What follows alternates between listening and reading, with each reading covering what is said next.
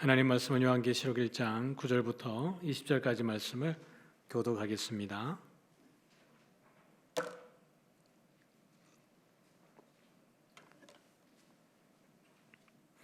구절을 제가 읽겠습니다.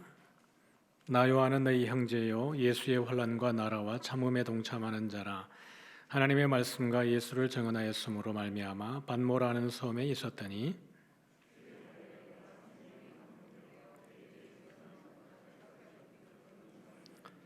이르되 내가 보는 것을 두루마리에 서서 에베소, 서모나, 버가모, 두아디라, 사데, 빌라델비아, 라오디게아 등 7 교회에 보내라 하시기로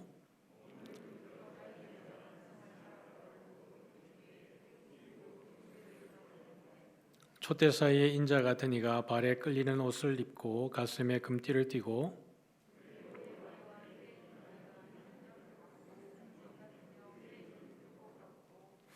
그의 발은 풀무불에 단련한 빛난 주석 같고 그의 음성은 많은 물소리와 같으며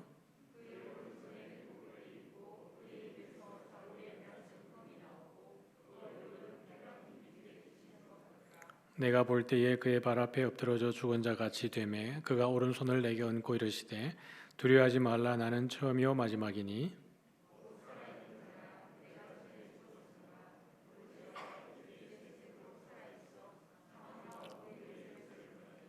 그러므로 내가 본 것과 지금 있는 일과 장차 될 일을 기록하라. 내가 본 것은 내 오른손의 7별의 비밀과 또 7 금촛대라. 7별은 7 교회의 사자요 7 촛대는 7 교회니라. 아멘. 네, 반갑습니다. 코로나 이제 인원이 좀 줄어든 것 같긴 한데요. 단계가 더 낮아졌으면 좋겠습니다.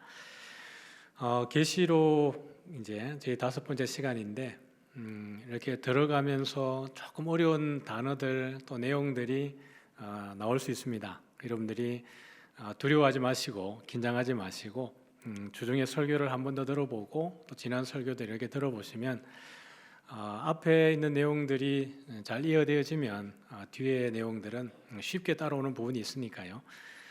그리고 계시록이 우리에게는 좀 낯선 성경이다 보니까 좀 어려울 수 있습니다. 그러나 제가 최대한 성도님들에게 편하게 이해할 수 있도록 애를 많이 쓰고 있다는 거, 그 효과가 나타났으면 좋겠다 싶은 마음은 큽니다.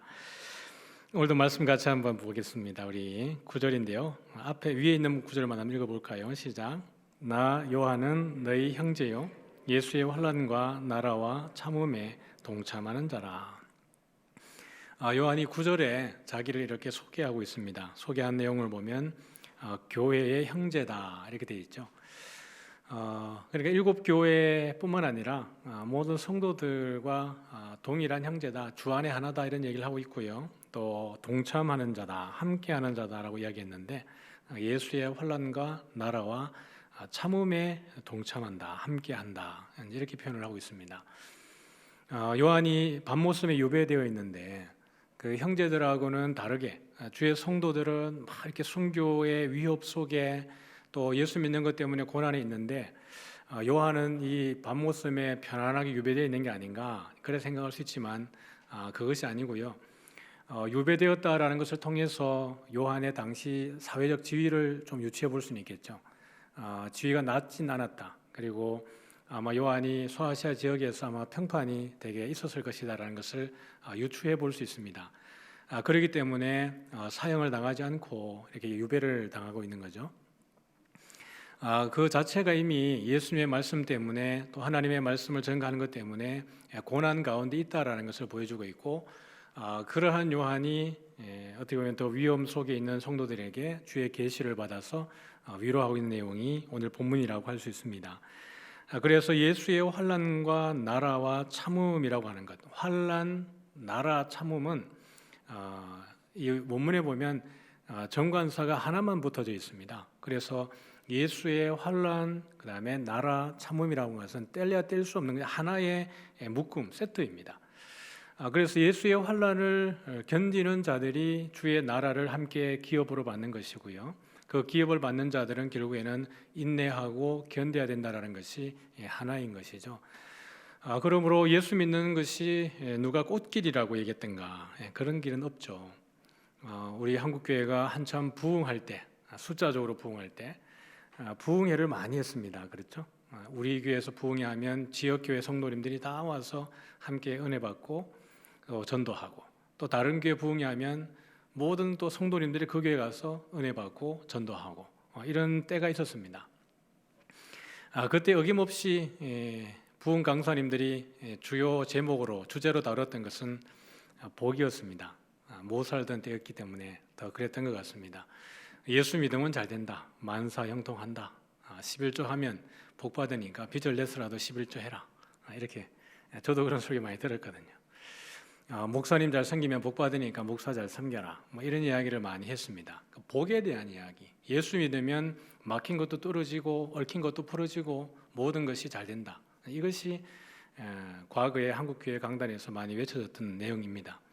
그러나 말씀에 알면 알수록 그리스도에 대해서 우리가 배우면 배울수록 어떻게 예수 믿으면 그런 복을 받는가 라는 것에 대한 물음이 생겨지는 겁니다. 예수 믿는 것이 꽃길이 아니라 가시밭길이구나, 예수 믿는 것이 십자가의 길이구나. 그럼에도 불구하고 예수 믿는데 참 쉽게 믿는 것 같고 잘 믿는 것 같은 그런 분들이 많이 계시죠. 정말 고난 가운데 있고 누가 봐도 좌절할 수밖에 없는 상황이 있는 것 같은데 저렇게 행복하게 살아갈까? 가난해 보이고 없어 보이는데, 그런 여러 상황 속에서 신앙생활을 잘하는 분들을 보면 한결같이 그분들이 가난하든 부유하든 많이 배웠든 적게 배웠든 상관없이 그렇게 하는 분들을 보면 동일하게 그분들 아래 그리스도의 법이 잘 훈련되어져 있는 분들입니다. 고난에 동참하는 가운데 이것이 주와 동참하고 주 안에 가는 길이라는 것을 잘 알고 있는 분들이 어떤 상황 가운데에서도 참 신앙생활을 잘 하는 걸 볼 수가 있습니다. 그래서 요한도 그 형제들과 마찬가지로 고난당하는 성도들과 마찬가지로 나도 너희들과 함께 고난을 당하고 있다, 이렇게 이야기를 하고 있습니다. 계시록 13장 10절을 보면 같이 읽어볼까요? 시작. 사로잡힐 자는 사로잡혀갈 것이요 칼에 죽을 자는 마땅히 칼에 죽을 것이니 성도들의 인내와 믿음이 여기 있느니라. 말씀이 조금 살벌합니다. 사로잡힐 자는 사로잡혀 가야 된다. 그것이 그가 해야 되는, 당해야 되는 일이기 때문에. 칼에 죽을 자는 마땅히 칼에 죽어야 한다. 그러니까 거기서 살기 위해서 어떻게 보면 핑계를 대고 꾀를 부리고 타협을 내서 생명을 구제하려고 하지 말고 그 죽음의 현장에서 정말 그 예수 믿는 것 때문에 죽어야 된다 그러면 죽어야 된다라고 얘기를 하는 겁니다. 좀 살벌하죠. 그래서 계시록을 살아가는 성도들은 순교를 그들의 영광으로 생각했습니다. 왜냐하면 죽음의 관문을 지나고 나면 영원히 주와 함께 왕노로 달 것이다 라는 것에 대한 소망이 있었기 때문에 그렇습니다. 실제로 이 당시에는 순교당하는 것을 영광으로 생각했기 때문에 막 숨어가지고 일부러 그렇게 도피하려고 하기보다는 잡히면 거기서 내가 순교하겠다라고 고백하는 이들이 많았다 그럽니다. 14장 12절을 보면 성도들의 인내가 여기 있나니 그들은 하나님의 계명과 예수에 대한 믿음을 지키는 자니라. 그러니까 고난과 환난 가운데 있는 성도들에게 필요한 것이, 요청되어지는 것이 무엇이라는 거죠? 인내와 믿음이다. 인내와 믿음이다. 그러니까 이것은 필수적으로 그냥 성도들이 가지고 있다라기보다 더더욱이나 이 인내가 또 더더욱이나 믿음이 필요하다라는 것입니다.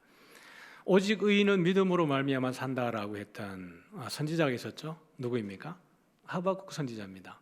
하박국 선지자가 갈대아가 공격해 올 것에 대해서, 바벨론이 공격해 오는 것에 대해서 그 임박한 때를 앞두고 그 성도들에게 어떻게 보면 믿음을 단돌이 하고 믿음에 물러가지 않고 끝까지 이 때를 맞이하고 이겨내야 된다라는 것에 대해서 이야기하면서 그들이 외쳤던 것이 무엇입니까? 오직 의인은 믿음으로 말미암아 산다.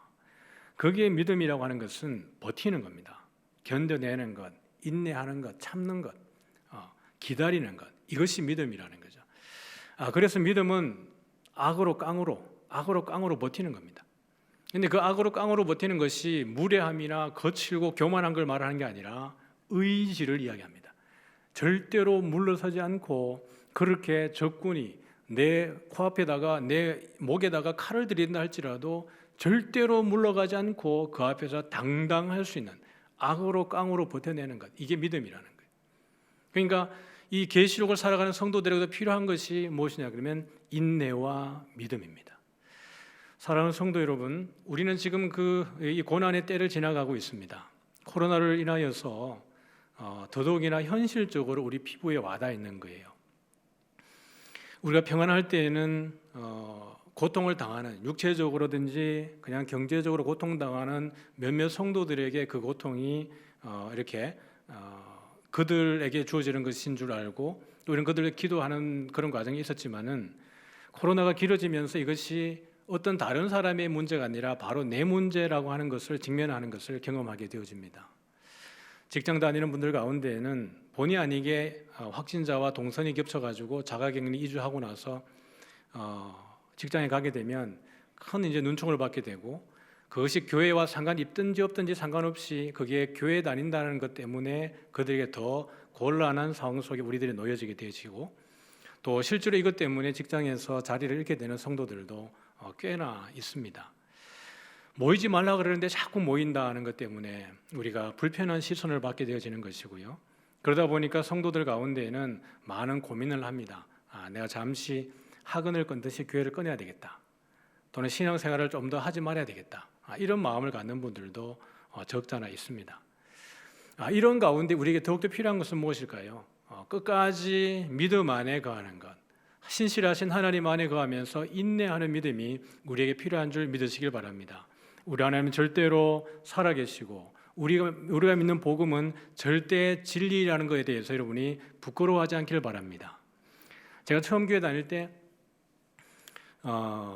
하나님의 은혜로 이제 예수님 믿은 거죠.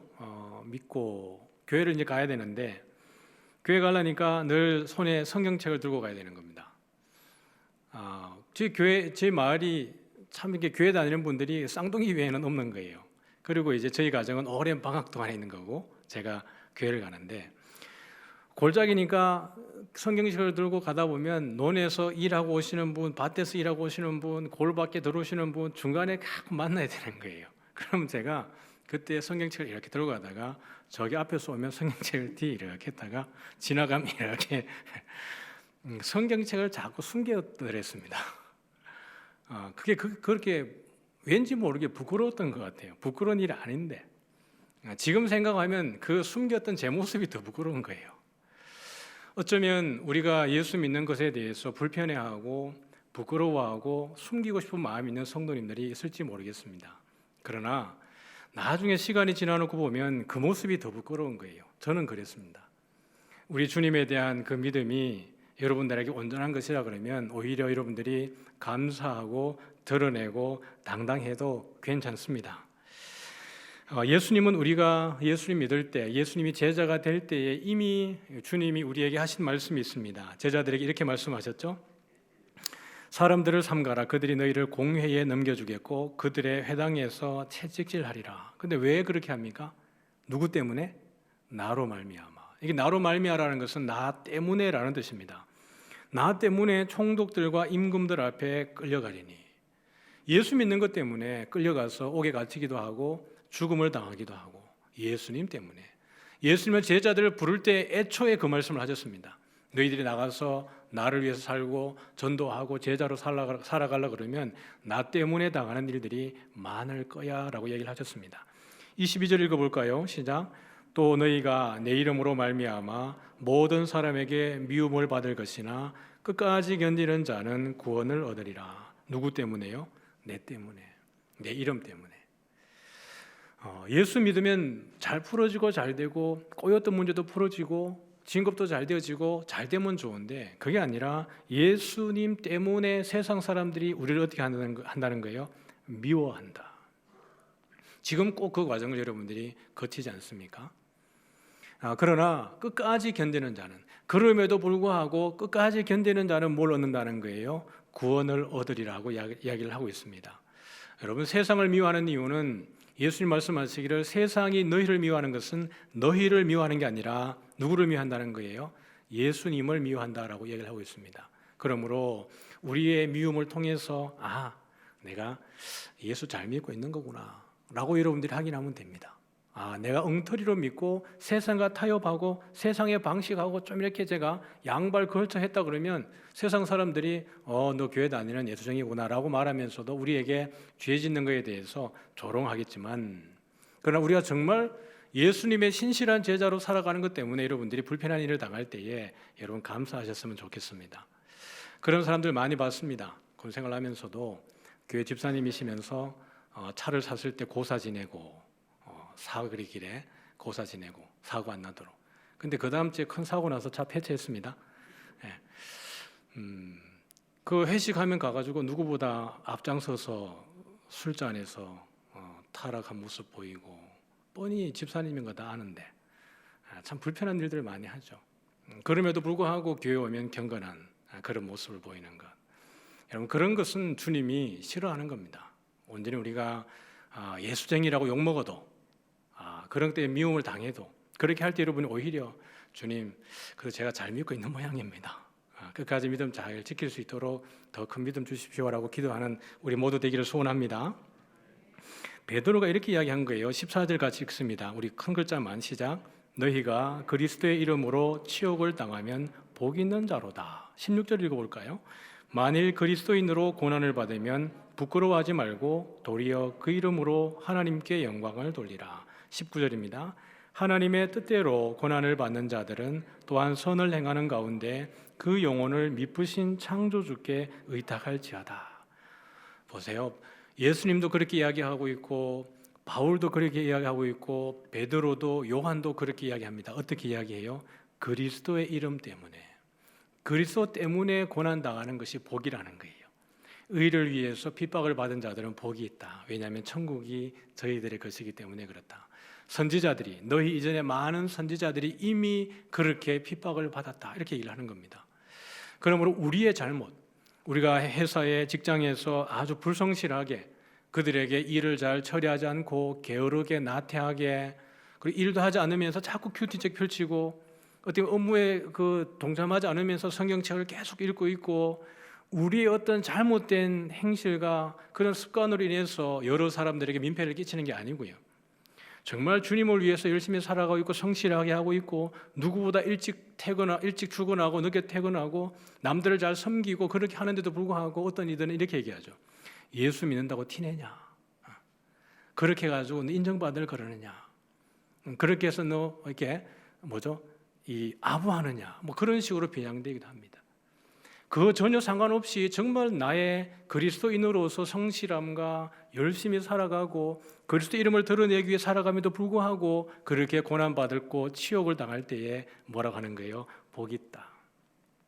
그것이 하나님께 영광이라고 이야기를 하고 있는 겁니다. 그걸 부끄러워하지 말라는 거예요. 그래서 하나님의 뜻대로 고난을 받는 자들은 선을 행하는 가운데 그 영혼을 누구에게요? 미쁘신 창조주께 의탁할지어다.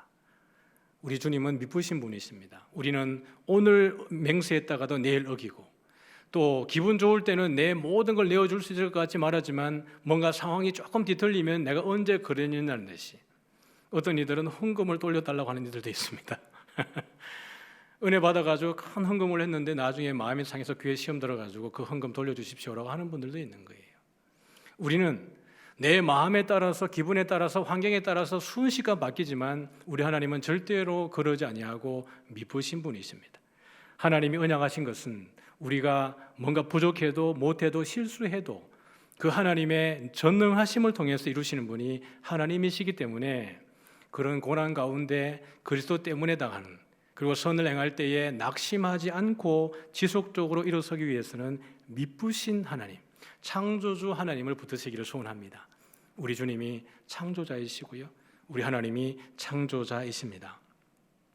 바로 우리 모두가 그리스도의 터 위에서 세우심을 받았다고 이야기를 합니다. 그리스도의 터 위에, 사도들의 터 위에, 복음 위에 우리가 지음을 받았고 그렇게 우리의 신앙생활을 하고 있다고 이야기하고 있는데 거기에는 어떤 이들은 금과 은과 보석으로 그런 믿음으로 그런 신실함으로 신앙생활을 하는 사람들이 있고 또 어떤 이들은 나무나 풀과 짚으로 집을 짓는 것 같은 그렇게 신앙생활하는 사람들이 있다라고 이야기를 하는 겁니다. 평온할 때 비가 내리지 않고 큰 바람이 불지 않고 어떤 지진이 일어나지 않고 그럴 때에는 뭐 튼튼한 금은 보석으로 집을 짓는 거나 풀과 나무나 짚으로 집을 짓는 거나 그냥 생존하기에는 큰 어려움이 없어 보입니다. 그냥 자족하면 되겠다 싶은 마음으로 살아가면 그것이 큰 그런 어려움은 없어 보일 수 있습니다.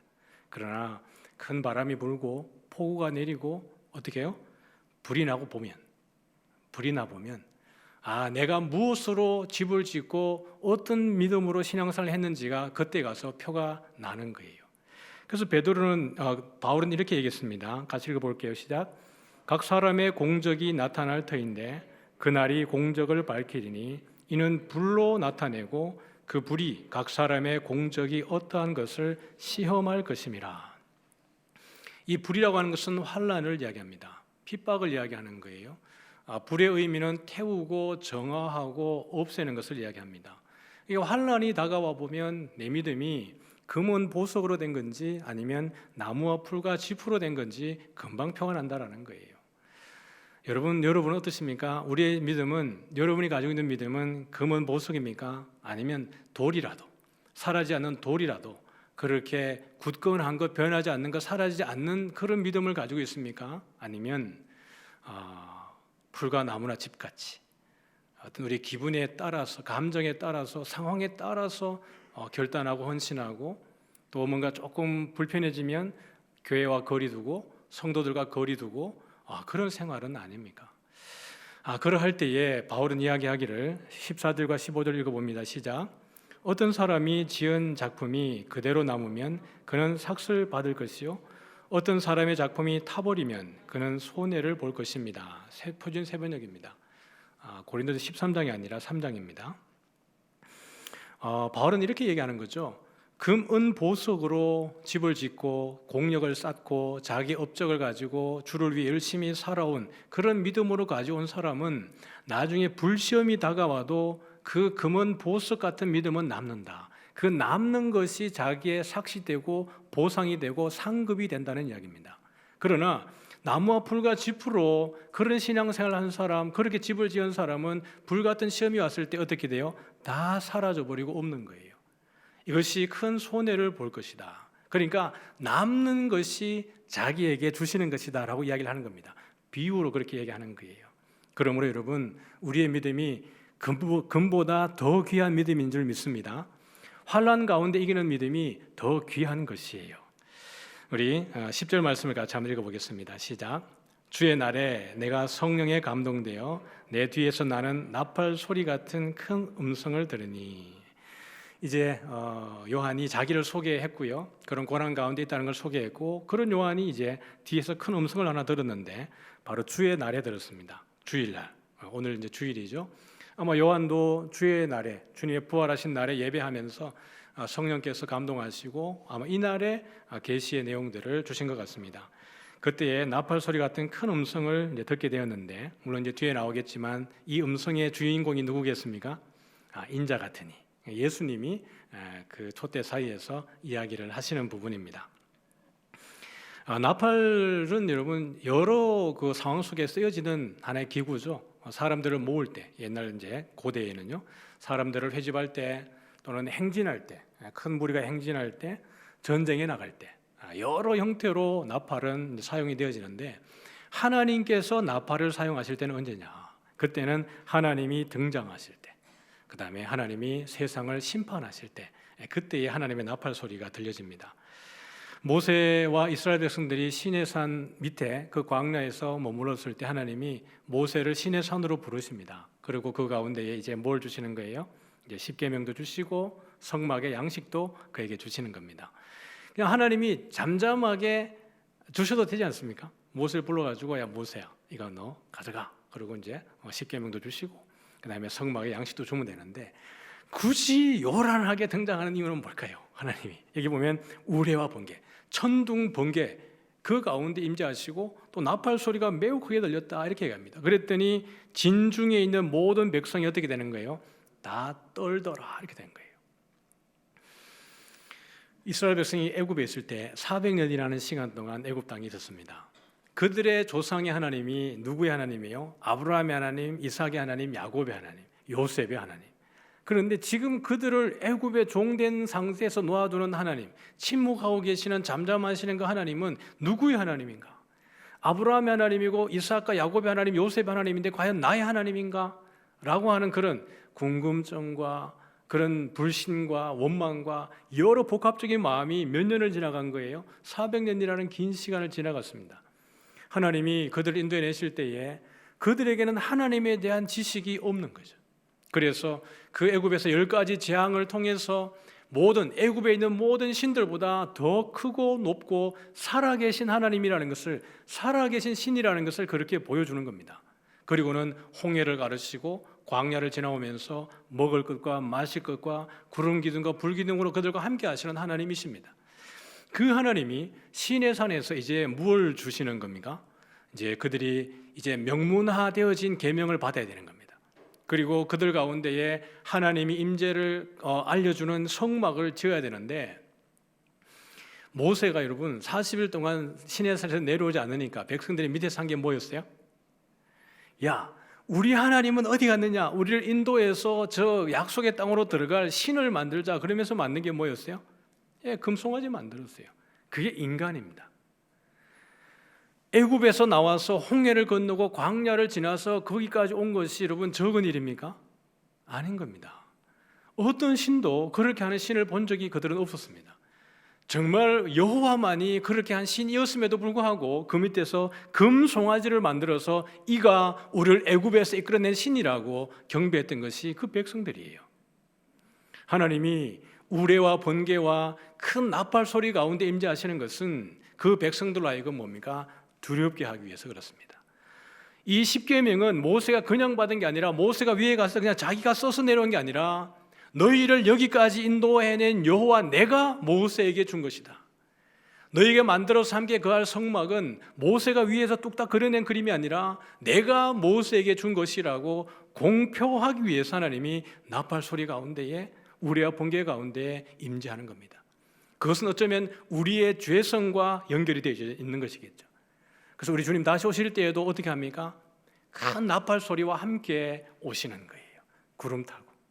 그리고 천사들에게 그 나팔 소리가 울릴 때 땅 끝으로부터 사방으로부터 모든 사람들을 끌어모을 것입니다. 끌어모아서 어떻게 해요? 믿는 자들은 천국으로, 영원한 천국으로, 믿지 않는 자들은 영원한 지옥으로 보내는 그때에도 나팔 소리가 임재하는 겁니다.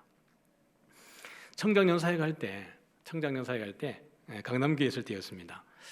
한 집사님이 자기의 그 스토리를 간증을 한번 하셨어요. 그분이 검도 유단자이신데 진검을 가지고 있습니다. 진검, 진짜 칼. 근데 이제 무기 소지하는 그 허가가 있어야 되는 거죠. 근데 이분이 어느 날 잠이 오지 않아 가지고 뭐 할까라고 생각하다가 칼이나 한번 닦아보자 그래가지고 진검을 이제 끄집어내 가지고 거실에 앉아서 이렇게 칼을 기름칠을 하고 있었답니다. 가족들이 깰까봐 불도 켜지 못하고 달빛을 이렇게 벗삼아서 앉아서 칼을 이렇게 정비하고 있는데 갑자기 집에 이렇게 현관문이 열리더라는 거예요. 이태원에 살았습니다, 그분이. 외국인들이 많았죠. 근데 문이 딱 열리면서 들어오는데 보니까 그 사람 손에 칼이 들린 거예요. 그래서 집사님이 불을 딱 킨 거예요. 여러분, 누가 더 놀랐겠습니까? 도둑이 식겁하고 도망갔다는 거예요. 그래서 집사님이 이 칼 들고 밖에 나가가지고 개 섞으라 그랬는데 여러분 같으면 서겠습니까? 서면 죽을 것 같은데 도망간 거죠. 그러면서 그분이 하신 이야기가 이런 이야기였어요. 그날 제가 만약에 그 칼을 닦기 위해서 잠이 오지 않아가지고 칼을 닦지 않았다면, 그런 시간이 없었다 그러면 우리 가정은 큰 낭패를 당할 뻔했습니다. 가족들이 어떻게 보면 생명의 위협을 느끼고 어떻게 보면 재물의 어떤 손상도 아마 입었을 건데, 그러면서 그분이 하는 이야기가 이건 하나님의 은혜였다. 그리고 깨어 있는다는 것이 이런 것이구나라는 것을 알았다. 이렇게 얘기를 했습니다. 주님이 다시 오실 때에 참 우리가 깨어 있지 않고 세상의 방식대로 마음껏 살다가 죄 짓고 살다가 주님 오면 정말 민망하겠다. 근데 정말 예수님 오실 때까지 우리가 긴장 놓지 않고 늘 기도와 말씀 가운데 거하고 그렇게 살아가다 주님 오시는 날 영접하면 정말 행복하겠다. 이 고백을 하셨습니다. 사랑하는 성도 여러분, 우리 주님 다시 오실 때에 시기적으로는 타이밍으로 보면 도적같이 오십니다. 아무도 모르게 오십니다. 그러나 오실 때에 현상적으로 보면 모든 사람들이 다 볼 수 있도록 그 나팔 소리와 함께 천사들과 함께 오게 될 줄 믿습니다. 그때에 우리 기쁨으로 주님을 맞이할 수 있는 저와 여러분 되어지기를 축복합니다. 우리 12절 말씀을 같이 읽어볼게요. 시작. 몸을 돌이켜 나에게 말한 음성을 알아보려고 돌이킬 때에 7 금 촛대를 보았는데, 자꾸 7 촛대가 나오고 등불이 나오고 뭐 이렇게 나오는 게 헷갈리긴 한데, 그래도 여러분 천천히 이거 하고 지나가야 그 다음 것들이 이해가 되어지니까 제가 천천히 한번 설명을 해드리겠습니다. 물론 촛대라고 하는 것은 지난번에 본 것처럼 성막에 있는 내용이 모티브가 되어집니다. 그래서 여러분 출애굽기 성막은 여러분 상당히 중요합니다. 성경을 통독하실 때 성막 만드는 것, 제사장의 의복, 그 다음에 성막의 기구들, 이런 것들을 여러분이 소홀하게 보면 안 되고요. 계시록까지 달려가는 데 있어서 정말 필수적으로 우리가 알아야 되는 부분들입니다. 그래서 여러분 선지자의 글들도 봐도, 시편을 봐도 성막의 스토리들을 빼고 가진 않습니다. 항상 이것이 이스라엘 백성들 가운데 가장 중요한 요소입니다. 그래서 예수님께서 오셔가지고 너희들이 이 성전을 헐어라. 그러면 내가 이 성전을 어떻게 한다는 거예요? 다시 세우겠다. 그 얘기 하시면서 예수님이 이 보이는 건물의 성전을 말하는 게 아니라 자기 자신이 성전이라는 것을 드러내셨다. 이렇게 얘기하는 거예요. 그만큼 여러분 성전이 중요합니다. 근데 오늘 요한이 딱 돌아보니까 촛대가 몇 개가 있었어요? 7 금 촛대가 있었습니다. 이거 좀 풀고 갈게요. 그래서 7 촛대 그랬는데 7 촛대는 뭐죠? 교회를 이야기합니다. 교회인데 7 촛대니까 7 교회겠죠. 그래서 7이라고 하는 것은 우리가 처음에 숫자를 이야기할 때 두 번째 시간에 7 교회에게 너희들이 편지를 써라라고 요한에게 말씀을 하셨으니까요. 7이라고 하는 것의 의미가 뭐라 그랬습니까? 완전한 것, 그 다음에 충만한 것, 전부, 부족함이 없는 것, 완성, 이런 의미가 7이라는 것의 의미에 있다고 그랬습니다. 그래서 7 교회는 단순히 에서버 두사빌라 7 교회만 말하는 게 아니라 그 당시에 소아시아지에 있는 모든 교회, 더 확장해가지고는 지금 우리 모두를 나타내고 있다라고 이야기를 드렸습니다. 우리 1장 20절입니다. 시작. 내가 본 것은 내 오른손에 7 별의 비밀과 또 7 금 촛대라. 7 별은 7 교회의 사자요 7 촛대는 7 교회니라.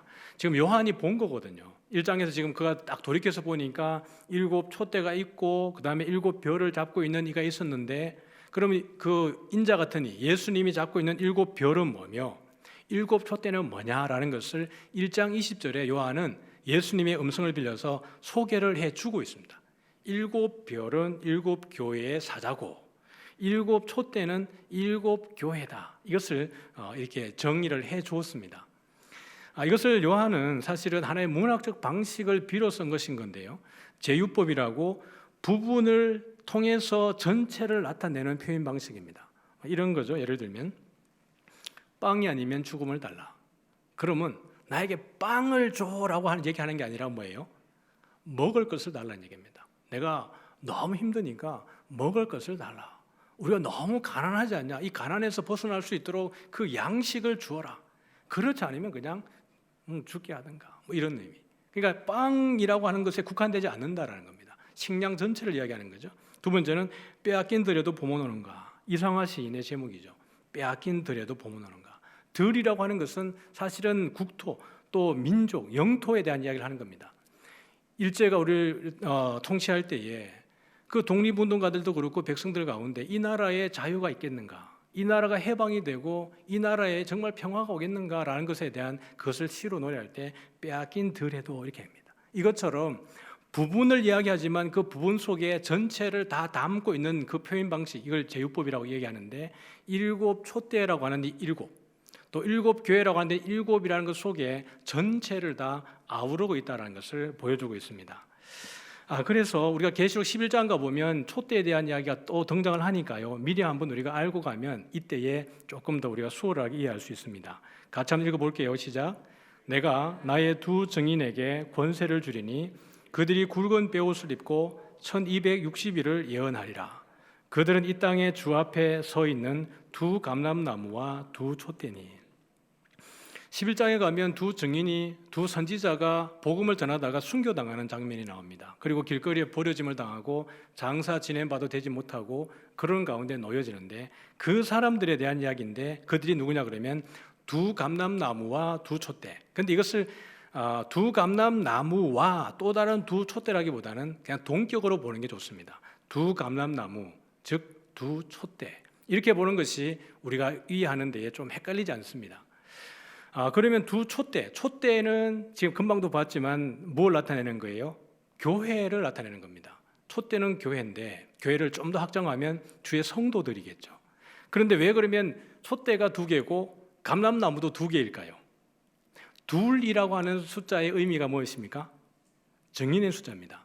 증인의 숫자로서 가장 최소의 수가 2명입니다. 그러니까 감람나무가 두 개고 촛대가 두 개인 거예요. 그러면 증인이라고 하는 메시지가 들어와 있는데, 계시록에서는 감람나무가 등장하지 않습니다. 두 감람나무가.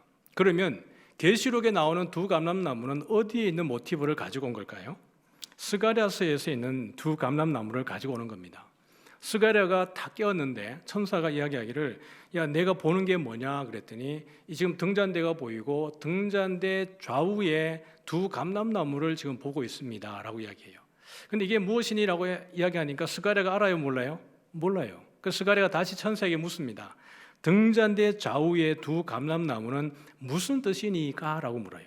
그랬더니 설명해 주는 것이, 이는, 시작, 같이 읽습니다. 시작. 이는 기름 부음 받은 자 둘이니 온 세상의 주 앞에 서 있는 자니라. 천천히 설명할게요. 둘이라고 하는 숫자는 무슨 의미입니까? 증인의 숫자입니다. 그런데 감람나무가 무슨 뜻입니까? 라고 이야기했더니 이것은 기름 부음 받은 자라고 이야기합니다. 여러분, 그러면 기름 부음 받은 자는 누구입니까? 기름 부음 받을 수 있는 사람은 왕과 제사장과 선지자입니다. 그런데 이 스가랴에서 말하고 있는 것은 선지자에 대한 이야기를 하고 있는 거예요. 선지자 2명은 뭐예요? 하나님의 일들을 드러내는 증인이다, 이렇게 얘기를 하고 있는 겁니다. 그래서 온 세상의 주 앞에 서 있는 자다. 조금 어렵죠? 다시 정리해 봅니다. 요한이 본 11장에 보니까 하나님의 말씀을 전가하다가 순교당한 두 증인이 있었는데, 그 증인에 대해서 표현할 때 그 사람들은 두 감람나무고 두 촛대라고 소개를 하고 있는 거예요. 동격입니다. 스가랴에서 나오는 두 감람나무, 그 다음에 요한이 처음부터 말하고 있는 촛대, 근데 두 촛대예요. 그러므로 이것은 감람나무도 사람인 선지자고, 두 촛대에 등장하는 이 촛대도 순교를 당했던 두 증인에 대한 이야기를 하고 있습니다. 그래서 계시록 11장의 두 촛대는 순교당한 두 증인에 대한 이야기예요. 그래서 보면 11장에 나오는 두 감람나무와 두 촛대는 다 누구입니까? 하나님의 백성입니다. 교회입니다. 바로 우리들을 이야기하는 거예요. 그러므로 요한이 딱 뒤를 돌아봤을 때 7 금 촛대 사이에서 나팔 소리 같은 큰 음성이 났다라고 이야기하는 것은 예수님께서 어디에 거하고 계시는 거예요? 하나님의 교회에, 더 확장하면 성도들과 함께라는 뜻입니다. 우리의 신음을 다 들으시는 하나님, 우리 안에 계시고 우리와 함께 계신다라는 의미를 그렇게 요한이 표현을 하고 있는 겁니다.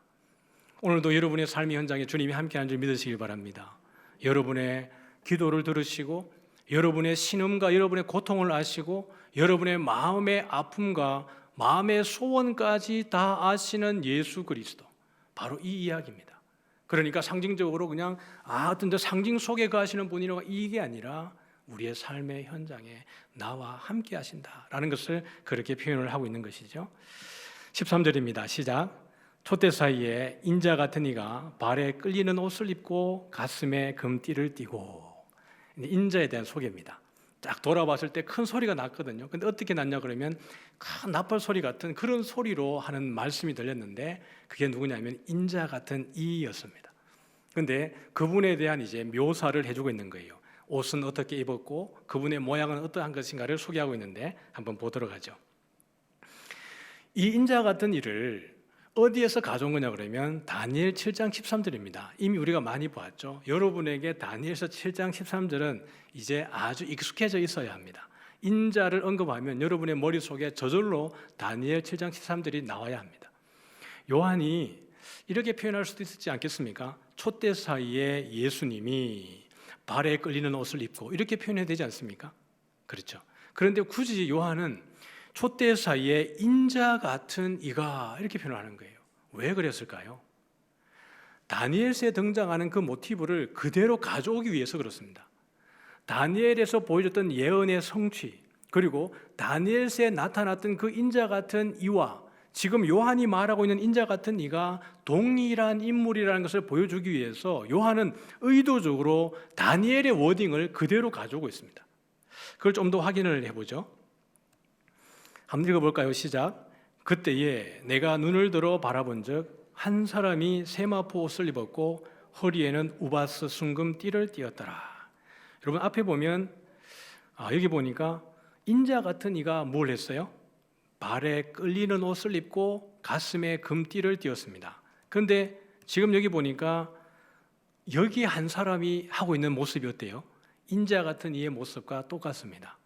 세마포 옷을 입었고 이분도 한 사람도 순금띠를 띠었다. 그래서 다니엘서 보면 3장에 사드락과 메삭과 아베노고가 어디 들어가 있죠? 풀무불에 던져져 있죠. 그런데 세 사람을 던졌는데 몇 명이 걸어 다녀요?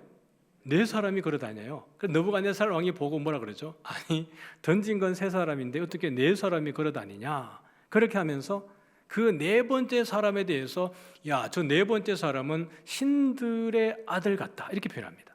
그게 누구예요? 예수님이에요. 그리고 7장에 가보면 옛적부터 항상 계시니 앞에 나온 인자 같은 이가 누구세요? 예수님이에요. 그리고 10장에 등장하는 한 사람, 세마포 옷을 입고 허리에는 순금띠를 띠었던 이 한 사람이 누구겠어요? 다니엘은 천사의 모습으로 표현하고 있지만 이도 우리 인자이십니다. 그래서 다니엘서에는 3장과 7장과 10장 속에 우리 예수님에 대해서 이러한 모습으로 표현을 해주고 있는 거예요. 그러니까 다니엘의 주제도 누구겠습니까? 예수님입니다.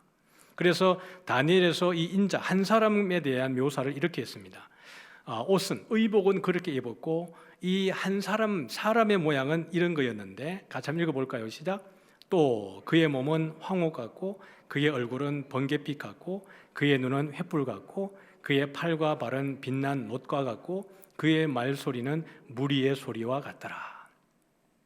이게 다니엘서에 나오는 한 사람, 그러니까 세마포 옷을 입었고 금띠를 띤 한 사람의 용모입니다. 지금 보는 것이. 그러면 요한이 소개하고 있는 인자 같은 이의 용모는 어땠을까요? 바로 이것입니다. 여러분이 색깔을 따라서 오시면 됩니다. 제가 초록색을 읽으면 여러분은 오른쪽에 있는 계시록의 초록색을 보시면 돼요. 그리고 읽어주시면 됩니다. 제가 왼쪽에 다니엘서에 나오는 한 사람을 읽겠습니다. 그의 얼굴은 번갯빛 같고, 여러분 시작. 네, 다니엘이 보는 한 사람과 요한이 소개하는 인자 같은 이입니다. 그 다음에 그의 눈은 횃불 같고, 네, 그의 팔과 발은 빛난 놋과 같고,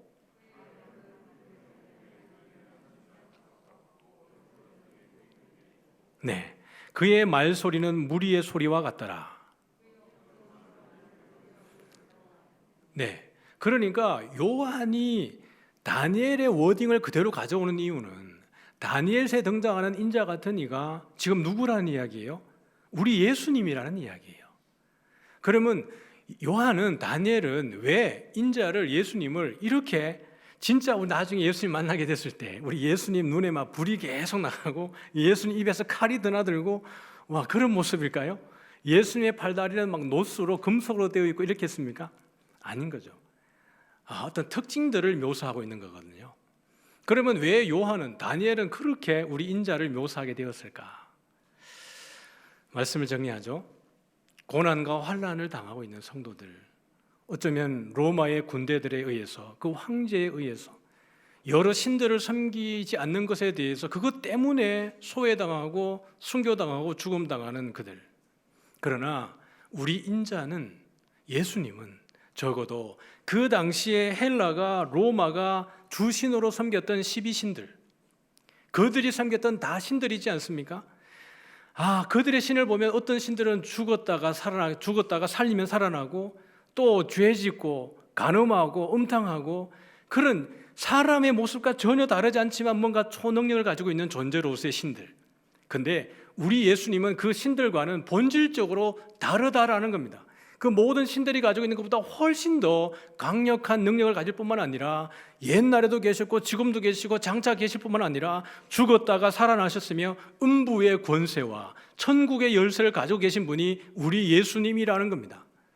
그러므로 그들에 의해서 몸은 죽여도 영혼을 죽이지 못하는 이들을 두려워하지 말고 모든 권세를 가지고 계신 예수 그리스도를 온전히 신뢰하라고 이야기를 하는 겁니다. 여러분, 우리 주님이 어떤 분입니까? 세상을 창조하신 초월하신 분이 우리 주님입니다. 그러므로 사랑하는 성도 여러분, 고난 가운데 계시지만 그럼에도 불구하고 믿음과 인내가 여기 있다라고 이야기했습니다. 절대로 우리의 믿음을 부끄러워하지 않고 오히려 예수님 때문에 당하는 고난을 복인 줄 알고 주님께 영광 돌리면서 또 한 주간 예수 그리스도의 능력을 체험하는 저와 여러분 되어지기를 주님의 이름으로 축복합니다.